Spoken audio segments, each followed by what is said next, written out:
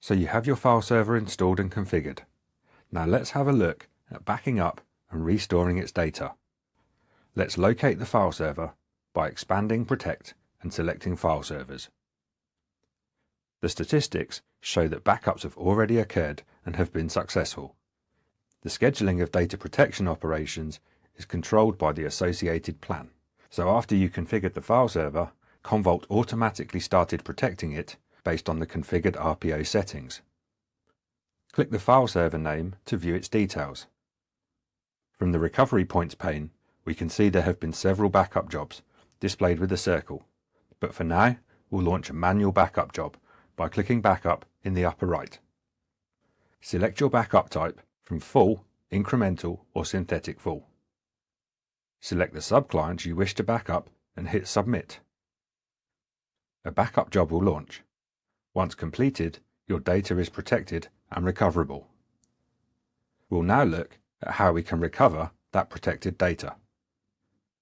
Navigate to the file server by expanding Protect, selecting File Servers and clicking on the file server name. The Recovery Points pane shows when backups have been taken in a calendar view. Grey circles indicate previous backups. The blue circles indicates a selected recovery point. Select the recovery point you wish to restore and click Restore to begin the browse and recovery process.